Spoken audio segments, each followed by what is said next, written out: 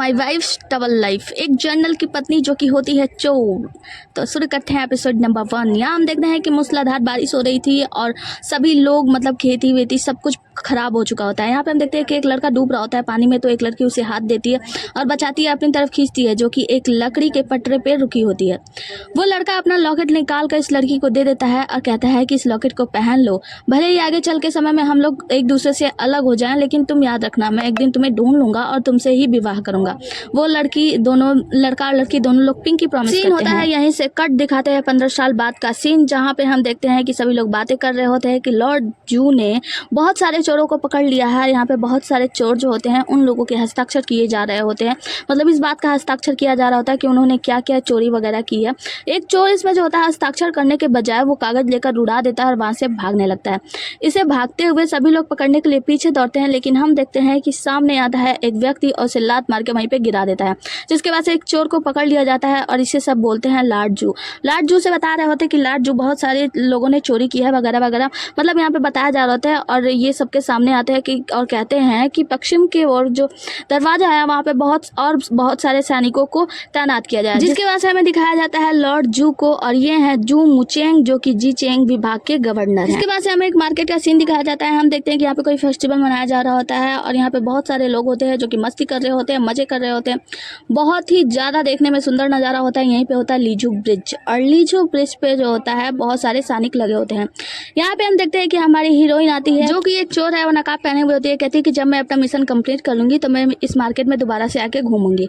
जिसके बाद से वो जाती है और लीजू ब्रिज मतलब एक ब्रिज होता है, उसी ब्रिज पे जाती है और वहाँ पे एक आदमी से हाथ मिलाती है। कहती है कि मैं आपके लिए वो बिल्ला लेकर आ गई हूँ, लेकिन जैसे ही वो सफेद कपड़े वाला आदमी इसकी तरफ मुड़ता है वो तो इसका हाथ ही पकड़ लेता है। हमारी हीरोइन कहती है कि तुम कौन हो, वो हाथ नहीं छोड़ता और उसका हाथ को बांध लेता है। जिसके बाद से वहाँ पे बहुत सारे सैनिक आ जाते हैं और हमारी हीरोइन बचने का प्रयास करने लगती है। वो बचते हुए उस ब्रिज से नीचे कूदने का नाटक करती है, जिससे बहुत सारे सैनिक तो नीचे कूद जाते हैं, लेकिन वो कूदी नहीं होती है, दोबारा से वहाँ से उछल के भागने लगती है। हम देखते हैं कि यहाँ से भाग रही होती है, एक नाव होता है, उस नाव में जैसे वो बैठने के लिए जा रही होती है उस नाव में भी कुछ सैनिक होते हैं, मतलब इसी चोरनी को पकड़ने के लिए यहाँ पे बहुत सारे सैनिक तैनात किए गए होते हैं। ये भागने का प्रयास करती है, हर जगह भाग रही होती है और जिस कमरे में जाती है वहाँ पे भी बहुत सारे सैनिक होते हैं। इस ब्रिज से निकल रही होती है, वैश्यालय होता है उसमें जाती है, यहाँ पे एक ब्रज नाम का आश्रम होता है उसके अंदर जाती है, लेकिन यहाँ पे चारों तरफ सैनिक फैले हुए होते हैं। अब ये से समझ नहीं आता क्या करूं, मतलब ये बच बचाकर भाग रही होती है। और जैसे ही ये जाती है हम देखते हैं दूसरी तरफ हमारे गवर्नर को, गवर्नर जू जो होते हैं वो दूरी पर एक घर के छत पे खड़े होकर ये सब कुछ सीन देख रहे होते हैं कि मतलब ये कितना ज्यादा चालाक है, कैसे कैसे भाग रही है। ये जब भाग के एक छत पे जाती है, यहाँ होते हैं कमांडर जू, और कमांडर जू कहते हैं कि थीफ ली हुई है। कहती है अरे नहीं, मुझे तो यहाँ पे जानबूझकर लाया गया है। कमांडर जू कहते हैं देखो भागने का कोई भी फायदा नहीं है, तुम यहाँ से भाग नहीं सकते, क्योंकि ये मंजिल जो है वो 100 फीट ऊंचा है और नीचे बहुत सारे सैनिक तुम्हारा इंतजार कर रहे हैं, तो तुम भाग नहीं पाओगे। एक काम करो, तुम खुद को हमारे हवाले कर दो। वो कहती है बिल्कुल भी नहीं। तो वो कहता है कि चलो तो फिर सोने से जड़ा जेड मुझे दे दो। वो कहती है कि बिल्कुल नहीं, वो सोने का जड़ा जेड मैं आपको नहीं दे सकती, क्योंकि इसमें अवर सचिव ली ने विद्यमान लीव का दुर्दशा का फायदा उठाया और जेड छीन लिया, तो ये जेड उनका नहीं है। तो वो कहते हैं कि ठीक है, अगर उनका नहीं है तो इसका पूरा फैसला कानून करेगी। तो वो कहती है ठीक है, अगर तुम मुझे पकड़ना चाहते हो तो पकड़ लो। इतना कहने के बाद कमांडर जू से लड़ने लगती है हमारी चोरनी, और चोरनी से वो सोने का जेट छीन लेते हैं कमांडर जू। मतलब कमांडर जू सोने का जेट छीनने में कामयाब हो जाते हैं। जब वो लड़की यानी चोरनी लपकती है उनके तरफ उस सोने का जेट छीनने के लिए, तो इन दोनों की लड़ाई हो जाती है, जिसके बाद से वो गिरने लगती है। कमांडर जू बचाने जाते हैं, लेकिन वो सही सलामत जाकर एक ब्रिज पे खड़ी हो जाती है, मतलब एक छत पे खड़ी हो जाती है रेलिंग पे। जिसके बाद से कमांडर जू कहते हैं कि आप खुद को हमारे हवाले कर दो। उसका टोपी हटाते तो देखते हैं कि उसके लंबे बाल हैं, मतलब उन्हें लगता है कि शायद ये लड़की है। जिसके बाद से कमांडर जू जब उसे धक्का देते हैं और अपनी तरफ खींचते हैं तो इन दोनों का अनएक्सपेक्टेडली किस हो जाता है और कमांडर जू जल्दी से पीछे हट जाते हैं। वो कहती है कि क्या तुम इतने बड़े पागल हो। जब उनका लॉकेट देखते हैं तो उनको याद आता है कि बचपन में मैंने अपना लॉकेट उस लड़की को दिया था। जिसके बाद से वो उसके लॉकेट की तरफ ही देख रहे होते हैं। तो वो कहती है कि तुम कितने असभ्य हो, ऐसे कैसे देख सकते हो। उन्हें चाटा मारती है तो वो उनका हाथ रोक लेते हैं, लेकिन उन्हें धक्का देकर वहां से हमारी चोरनी भाग जाती है, मतलब हमारी चोरनी भागने में कामयाब हो जाती है। जिसके बाद से कमांडर जू सोचते हैं कि मेरा लॉकेट इसके पास क्यों था, क्या वही लड़की है जिसने मुझे बचपन में मेरी जान बचाई थी। जिसके बाद से हम देखते हैं हमारी चोरनी को, जो कि अपने ऊपर के ब्लैक कपड़ा, अपना मास्क सब कुछ हटा के फेंक देती है और साधारण से लड़की वाले कपड़े में उसी मार्केट में घूमने के लिए चली जाती है। यहाँ पे सैनिक जांच कर रहे होते हैं। हम देखते हैं हमारी हीरोइन को, इसका नाम है ल्यू रॉन्ग। जिसके बाद से हम देखते हैं एक ऐसी जगह को जो कि एक गुप्त खजाने रखने वाला जगह है। वहाँ पे लॉर्ड जीव को लेकर जाया जाता है और मैनेजर बताते हैं कि ये जगह बहुत ही ज़्यादा गुप्त है, यहाँ पे 32 दरवाजे हैं, 100 ऐसे रोड हैं, मतलब 32 दरवाजों में सिर्फ एक ही ऐसा दरवाजा है जो कि सही है, बाकी जो भी यहाँ पे आएगा वो खो जाएगा, क्योंकि ये भूल-भुलैया की तरह है। लॉर्ड जू उनसे पूछते हैं कि अच्छा बताइए, आपने जेड जड़ित जो सोना था उसके अलावा और क्या खोया है? तो वो बताते हैं एक डब्बा जिसमें कि पेस्ट्री था। तो लॉर्ड जू पूछते हैं कि वो डब्बा कहाँ रखा गया है? तो वो डब्बा दिखाते हैं, जिस डब्बे में से उन्हें एक अजीब सा बाल मिलता है। तो वो पूछते हैं क्या ये बाल है या दाढ़ी है उनके साथ ही? तो लॉर्ड जू पूछते हैं मुझे नहीं पता, ये डब्बा वहीं रख दो, इसके बारे में पता लगाओ कि ये है क्या। जिसके बाद से मैनेजर और गवर्नर दोनों आपस में बातें करते हैं कि वो पेस्ट्री किसने जमा कराई थी। तो वो बताते हैं कि वो एक महिला थी। जिसके बाद से वो बताते हैं कि वो एक अजीब सी महिला थी जो कि मुझे पश्चिम की तरफ से लग रही थी, उसने ये पेस्ट्री जमा कराई थी। और वो याद करते हैं कि एक महिला जिसने नकाब पहना था उसने इस पेस्ट्री को जमा किया था, उसके बदले में उसने 50 टन सोना दिया, 50 टन दिए थे। तो वो कहते हैं कि ये इतना महंगा? तो वो कहती है कि हाँ। और जब वो महिला से पूछते हैं कि आप सच में इस पेस्ट्री को जमा कराना चाहते हैं? तो वो कहती है कि हाँ, क्या मैं जमा नहीं करा सकती? तो मतलब मैनेजर कहते हैं कि नहीं, आप जमा करा सकती है, जब तक कोई जीवित चीज़ ना हो आप कुछ भी यहाँ पे जमा करा सकती हैं।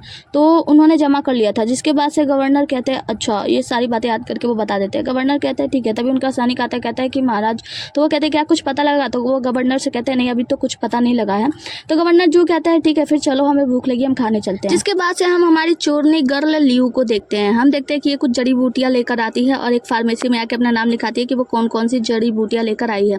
हमें पता चलता है कि ये इसी फार्मेसी में काम करती है और सीनियर को अपना नाम लिखाने के बाद ये सबको बताती है कि कौन कौन सी जड़ी बूटियां कहाँ काम आती है वगैरह वगैरह, मतलब सबको निर्देश देते हुए जा रही होती है। इनका सीनियर इन्हें साइड में ले जाता है, कहता है कि आप बताओ कि काम हुआ या नहीं। वो कहती है कि नहीं, इस बार मैंने सोने से जड़ा हुआ जेट खो दिया। तो वो कहते हैं तब तो हमें कुछ पैसे नहीं मिलेंगे। वो कहते हैं कि हर बार पैसों की चिंता मत किया करो, क्योंकि तुम्हें तो पता है ना कि पंचचक्की जो है उसे हम लोगों को चलाना बहुत ही ज़्यादा ज़रूरी है, इस वजह से हम लोग गरीबों की सहायता कर पाते हैं। तो इनके जो सीनियर होते हैं वो बताते हैं कि पंचचक्की को संचालित करने के लिए पैसों की ज़रूरत तो होगी ना। तो वो कहती है कि हाँ, लेकिन तुम इसकी चिंता मत करो, वो सब काम चल जाएगा। सीनियर पूछते हैं कि वैसे इस बार आपके पीछे कौन पड़ा था?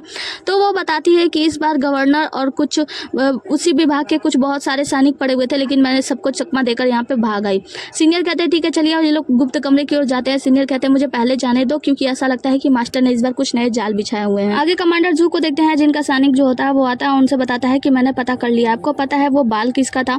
वो बाल ना एक झिंगुर का था। और वो बताता है कि दरअसल ये झिंगुर इधर नहीं मिलते, पश्चिम की तरफ मिलते हैं। वहाँ पे एक दुकान पे एक औरत ने 2 झिंगुर को खरीदा था। वो समझ जाते हैं, वो कहते हैं कि ये थीफ लियू का ही काम है, वो जो चोरनी लियू है वो सब उसने ही किया। जिसके बाद से वो याद करते हैं कि वो कैसे मैनेजर के कैबिन में गई होगी, जब उसने उस पेस्ट्री को वहाँ पे दिया होगा कुछ पैसे देकर, और पेस्ट्री को रखने के बाद देखने के बहाने अपने हाथों के अंदर से उस झिंगुर को उस पेस्ट्री के अंदर डाल दिया होगा, जिससे कि वो झिंगुर उसमें पेस्ट्री वेस्ट्री खा रहा होगा, मतलब अंदर ही होगा।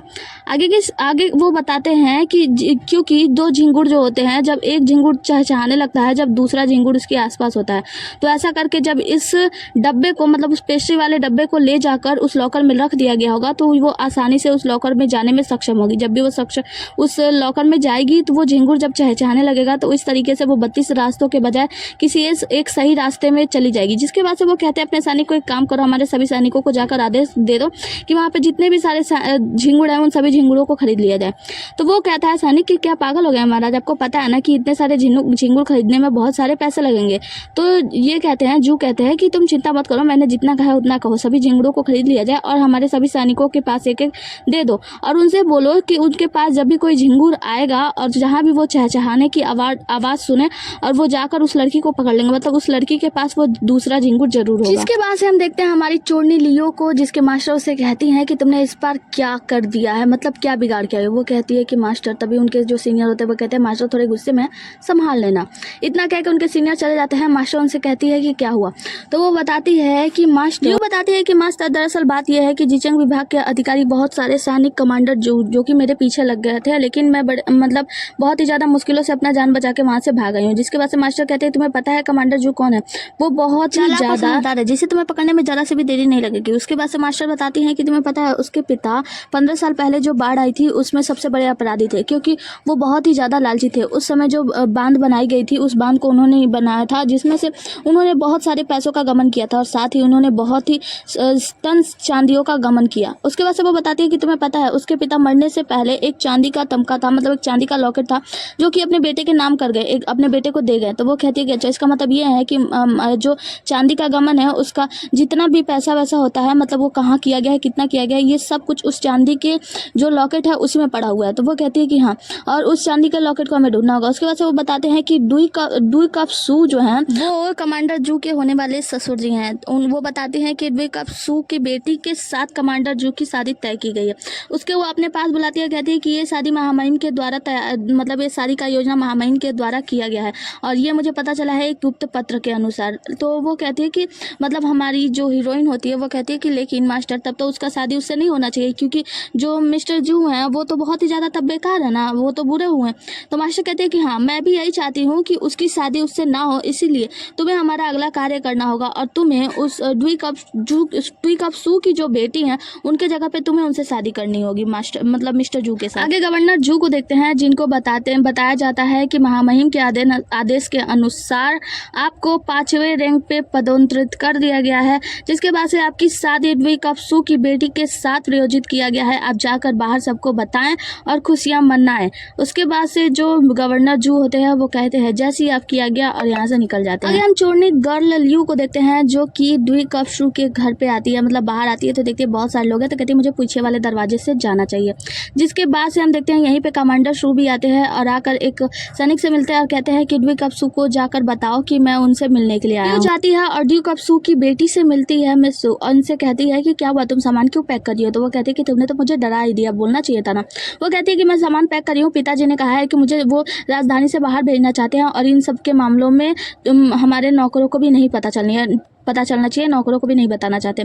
वो कहती है कि अच्छी बात है, लेकिन तुम कहाँ रहोगी। वो कहती है कि मुझे नहीं पता, लेकिन मुझे तुम्हारी बहुत याद आएगी। लियू कहती है कि ठीक है, तुम जाओ यहाँ से, लेकिन जब भी तुम्हें मेरी याद आए तो तुम मुझे बुला लेना अपने पास, और मैं तुम्हारे लिए कुछ लेकर आई हूँ। और उसे वही झिंगुर देती है और कहती है कि जब तुम इस झिंगुर को अपने पास रखना, जब भी ये टर टर करके मतलब ये आवाज़ करने लगेगा ना, तो समझ जाना कि मैं तुम्हारे पास आ गई हूँ, आने वाली हूँ, मैं तुमसे मिलने आऊँगी। उसके बाद से वो कहती है कि नाश्ता है क्या कोई। फिर हम देखते हैं कमांडर जू को। कमांडर जू जाते हैं डुई कप सू से, यानी उनके पिता से मिलते हैं, मेन मालिक से। उनसे कहते हैं कि मैं आपसे यहाँ पे बात करने के लिए आया हूँ, मैं चाहता हूँ कि आप इस सगाई को तोड़ दें।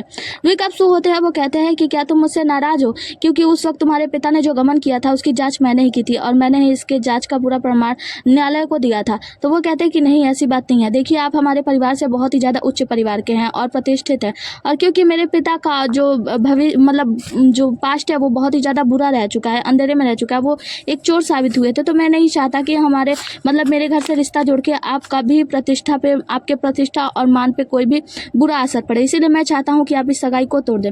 वो कहते हैं कि देखो, एक पिता होने के नाते मैं तुमसे अपने बेटी का शादी तो बिल्कुल भी नहीं कराना चाहूँगा, लेकिन क्योंकि यह महाराज का आदेश है और शाही आदेश है और मैं शाही आदेश का उल्लंघन नहीं कर सकता। जिसके बाद हम लियू को देखते हैं, जो कि सॉन्ग के साथ मिलकर उस झिंगुर को मिठाई खिला रही होती है, पर झिंगुर मिठाई नहीं खा रहा होता है। सू बताती है कि देखो ना, ऐसा लगता है कि शायद इसका एक एंटीना है टूट चुका है। फिर मिस लियू जो होती है वो याद करती है कि जब उस वक्त वो बॉक्स में उस झिंगुर को रख रही थी या देख रही थी, तो ऐसा लगता है उसी वक्त वो उनका जो एंटीना है वो टूट गया था। तो वो कहती है कि ये सब मेरी ही गलती है, मेरी वजह से ऐसा हुआ, मैं इसका अच्छे से ख्याल नहीं रख पाई। आगे हम देखते हैं कि जो कमांडर जू होते हैं वो तोड़ने को कह रहे होते हैं सगाई। तो मिस्टर ड्यूक कहते हैं कि देखो, मुझे पता है कि तुम मेरी बेटी के लिए सही नहीं हो, लेकिन मैं महाराज की आज्ञा का अवहेलना नहीं कर सकता, मैं ये सगाई नहीं तोड़ सकता, तो दोबारा मुझसे ये शादी तोड़ने के बारे में बात मत करना। जो मुझे इनका झिंगुर आवाज करने लगता है तो वो उसके पीछे जाने लगते हैं और यहाँ पे ड्यूक रोकने की कोशिश करते हैं, पर वो नहीं रुकते, वो पीछे उस आवाज का पीछा कर रहे होते हैं। दूसरे सीन में हम सूप को देखते हैं। सूप बोलती है कि तुमने कहा था ये झिंगुर आवाज करता है। वो कहती है कि हाँ, मैंने दूसरा झिंगुर लेकर नहीं आई हूँ ना, तो वो लेकर आती तो आवाज जरूर करता। हम देखते हैं कि यहाँ पे जो मुचेंग जो होता है वो चारों तरफ वो झिंगुर के आवाज का पीछा कर रहा होता है। यहाँ पे जैसे ही वो झिंगुर आवाज करने लगता है तो सू कहती है ये आवाज कैसे करने लगा, तो वो समझ जाती है कि आसपास जरूर कोई दूसरा झिंगुर है। तो वो क्या करती है, सारा मीठा मीठा हटा के और जल्दी से उस झिंगुर को छुपा लेती है। जो मुचेंग जल्दी जल्दी करके वहीं मिस सू के कमरे के बाहर पहुंच जाते हैं, और जैसे ही मिस सू के कमरे के बाहर पहुंचते हैं तो दरवाजा खोलती है लियू। दरवाजा खोलते ही कहती है कि तुम कौन हो और यहाँ पे क्या कर रहे हो। तो वो बताते हैं कि मैं जी मुचेंग हूँ और मैं यहाँ पे किसी का पीछा कर रहा हूँ, मुझे ऐसा लगता है कि वो चोरनी लियू यहीं पे कहीं पे है। वो कहती है क्या मतलब है तुम्हारा, तुम्हें ऐसा लगता है कि मैं किसी चोरनी को छिपा कर रखी हूँ। तो उसको साइड हटा देते हैं और अंदर जाके कमरे में जांच करने लगते हैं। लियू रोकने की बहुत कोशिश करती है, कहती है कि तुम क्या मेरे कमरे में क्यों जांच कर रहे हो। वो कहता है कि देखो, ये बिस्तर पे इतने सारे कपड़े पहने रखे हुए हैं, क्या तुम कहीं भाग रही हो। वो कहती है मैं क्यों भागूंगी, और वैसे ये कपड़े मैं इसलिए पैक कर रही हूँ क्योंकि ये कपड़े मेरे पुराने हो गए और मैं दूसरों को देना चाहती हूँ, इसीलिए मैं ये सब पैकिंग कर रही हूँ। और मैं तुमसे सफाई क्यों दूँ? वो चारों तरफ ढूंढते हैं तो उन्हें अलमारी में कुछ सस्पिशियस लगता है, तो वो सोचते हैं कि अलमारी में जाकर देखना चाहिए। जैसे वो अलमारी की तरफ पढ़ते हैं, लियू आ जाती है, कहती है कि तुम अलमारी में क्या देखना चाहते हो? इसमें मैंने अपने अंग वस्त्र छिपा के रखे हैं। तो वो कहते हैं कि मुझे बस जांच करनी है। तो वो कहती है कि ठीक है, मैं तुम्हें दिखा दूंगी, लेकिन इसके बाद से मुझे दोष मत देना। वो खोल देती है अलमारी और कहती है कि देखो इसमें कौन है, लेकिन उसी में मिस सू छुपी होती है। और जैसे ही मिस्टर जू आगे बढ़ते हैं तो वो कपड़े सारे निकाल के उनके ऊपर ही फेंकने लगती हैं। कहती है कि लो इसे देखो, ये भी देखो, ये भी देखो। और मिस्टर जू जो होते हैं वो सारे कपड़े रोके होते हैं और फिर कहते हैं कि ठीक है कोई बात नहीं, और उस कपड़े को रख के वहाँ से जाने लगते हैं। जब वो जाने लगते हैं तो मिस लियू उसे रोकती है, कहती है कि रुको, कहाँ जा रहे हो? तो वो रुक जाते हैं। फिर वो देखती है कि उनके कपड़ों में उनका अंग वस्त्र मतलब जो मिस सू का चोली होता है ना, वो उनके कपड़ों में ही लटका होता है। वो कहती है कि तुम्हें सब नहीं आती, ये कपड़ा मेरा लेकर कहाँ जा रहे हो? तो वो तो सब आ जाते हैं। फिर वो चोली निकाल कर उनको देने लगते हैं। वो कहती है तुम्हारी हिम्मत कैसे हुई मेरे अंग वस्त्र को हाथ लगाने की? तुमने मेरे सारे कपड़े छू दिए, क्या तुम्हें सब नहीं आती? उन्हें एक थप्पड़ मारने जाती है तब उनका हाथ पकड़ लेते हैं। जैसे एक हाथ पकड़ते हैं तो वो दूसरे हाथ से थप्पड़ मार देती है। कहती है कि ये लो, और तुम्हें सब नहीं आती, किसी के भी कमरे में तुम ऐसे घुस जाते हो। मिस्टर जू तो कुछ नहीं बोलते, बस अपना मुंह भोला सा मुंह बनाए हुए बाहर निकल जाते हैं। जैसे ये बाहर निकल जाते हैं ना, बहुत सारे आदमी आकर इनको चारों तरफ से घेर लेते हैं और यहीं पे मिस्टर ड्यूक आते हैं। मिस्टर ड्यूक कहते हैं कि तुम शादी को तोड़ना चाहते थे ना, तो इस शादी को तोड़ने के लिए, सगाई को रद्द करने के लिए मुझे तुम्हारी कोई आवश्यकता नहीं, मैं खुद इस सगाई को रद्द करता हूँ। तुम ऐसे कैसे बिना इजाजत के मेरी बेटी के कमरे में घुस सकते हो? मिस्टर ड्यूक कहते हैं तुम्हें इसकी कड़ी सजा मिलेगी, और कानून के हिसाब से कौन सी सजा होती है तुम्हारे लिए? और यहाँ पे सारे सैनिक चारों तरफ से घेरे होते हैं और मिस्टर जू तो कुछ नहीं बोलते। कुछ सैनिक और आते हैं मिस्टर जू की तरफ से, जो उन सैनिकों का सामना करने के लिए खड़े हो जाते हैं। तभी यहाँ पे लॉर्ड गू आते हैं और वो समझाते हैं कि सम्राट कृपया करके माफ़ कर दीजिए। मतलब वो उन्हें समझाते हैं कि ड्यूक को कि आप माफ़ कर दीजिएगा, वैसे भी ये आपके दामाद होने वाले हैं, ये बहुत जल्दीबाजी करने लगे। और मिस्टर जू को समझाते हैं कि आपको रहा नहीं जाता क्या, आप अपनी पत्नी से मिलने के लिए इतने ज़्यादा उतावले हो गए? तो यहाँ पे मिस्टर ड्यूक कहते हैं कि नहीं, ये पत्नी से मिलने के लिए नहीं, बल्कि यहाँ पे ये चोरों को पकड़ने के लिए आया था। तो लॉर्ड गू कहते हैं कि ऐसी कोई बात नहीं है।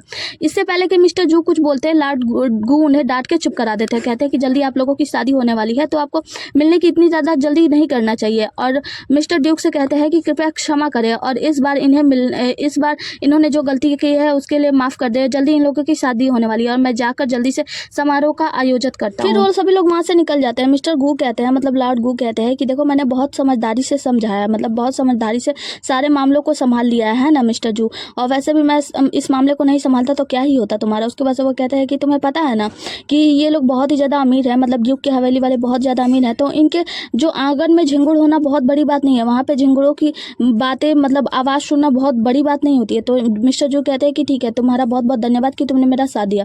जिसके बाद से वो कहते हैं कि अब मैं जा रहा हूँ और मुझे अपने कार्यालय में जाना होगा, तुम्हें भी थोड़ा आराम मिल जाएगा। वहाँ से निकल जाते हैं। मिस्टर जू अपनी हवेली पहुँचते हैं जहाँ पे जोर शोर से शादी की तैयारियाँ चल रही होती हैं। इनकी माँ आती हैं और कहती हैं कि बेटा मैं बहुत ज़्यादा खुश हूँ, और तुम इतने भी मतलब संयम नहीं रह सकते क्या? अभी अभी तो तुम्हारी शादी की बात चली, अभी अभी तुम्हारे रोमांस की बात चलने लगी। तो वो कहते हैं क्या बनता है बाप का? वो कहते हैं मुझे पता चला कि तुम ड्यूक की हवेली चल गए थे अपने होने वाली पत्नी से मिलने के लिए। तो वो कहते हैं माँ ये सही नहीं है, दरअसल बात यह है कि मैं वहाँ पे सगाई तोड़ने के लिए गया था, लेकिन अचानक से मुझे वहाँ पे थीफ लियू यानी चोरनी लियू मिल गई थी। मैं उसका पीछा करते हुए उनके कमरे में चला गया था, ऐसी कोई बात नहीं है। तो माँ कहती है कि तो क्या हो गया, वैसे भी अब तुम्हारी शादी तो पक्की हो ही गई है ना, और महाराज का आदेश है। तो वो कहते हैं कि माँ क्या मैं इस सगाई तोड़ नहीं सकता? उसकी माँ कहती है कि देखो ये शाही आदेश है, तो अगर हम लोग ऐसा नहीं करते हैं तो फिर हमें बहुत ज़्यादा भुगतान करना पड़ेगा, शायद हमारी हवेली भी ढह जाए। वो कहते हैं लेकिन माँ, तो वो कहते हैं कि देखो अब समय आ गया है कि तुम मुझे एक पोता पोती दे दो खिलाने के लिए। तो वो कहते हैं कि ठीक है माँ, जैसी अब किया गया। मतलब वो शांति मन से मान ही जाते हैं, कुछ बोलते भी नहीं है। जिसके बाद से हम देखते हैं कि मिस सू को गाड़ी में बैठा के रवाना कर दिया जाता है और मिस लियू जो होती है उन्हें बाय करते हैं, कहती है चिट्ठी लिखते रहना। जिसके बाद से मिस लू कहती है कि मैंने हालांकि मिस सू के कपड़े पहने हैं, आप बुरा मत मानिएगा, अब मैं यहाँ से जा रही हूँ। मिस्टर ड्यूक कहते हैं कि देखो अब तुम्हें मेरी बेटी बन के यहाँ पे रहना होगा, हालांकि तुम्हारा चेहरा मिस्टर जू ने देख लिया है, तो अब तुम्हें उनसे शादी करनी होगी। वो कहती है कि ये क्या बातें कर रहे हैं आप, और मैं जा रही हूँ। वहाँ से जाने लगती हैं। तो मिस्टर जू कहते हैं, मतलब ड्यूक कहते हैं कि क्या तुम्हें बताया नहीं तुम्हारे मास्टर ने कि तुम्हें क्या करना होगा? देखो उसने तुम्हारा चेहरा देख लिया है, तो कुछ समय के लिए तुम्हें उससे शादी करके जू हवेली में जाकर रहना होगा। हालांकि जब ये सारा मामला सिमट जाएगा, क्योंकि ये महाराज का आदेश है, तो मैं इसका अवहेलना नहीं कर सकता। अगर अवहेलना की तो मेरे पूरे परिवार को जान से मार दिया जाएगा। क्या आप चाहती है कि हमारा पूरा परिवार बर्बाद हो जाए? कृपया कर आप जाकर मिस्टर जू से शादी कर ले, जिसके बाद से मैं आपकी मदद करूंगा उनको तलाक देने में, जब ये सारे मामले खत्म हो जाएंगे तो।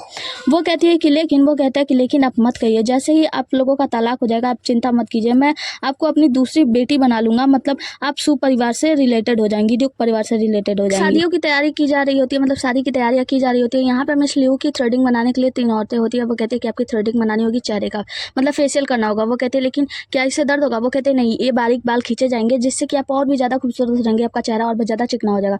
वो कहती है मैं तो पहले से ही चिकनी हूँ। वो कहती है ये तो परंपरा है, करना ही होगा। तो मिस लियू तो मना कर रही होती है कि मुझे बहुत ज़्यादा दर्द होगा, लेकिन वो लोग नहीं मानती और मिलकर इनका थ्रेडिंग व्रेडिंग कर देती हैं।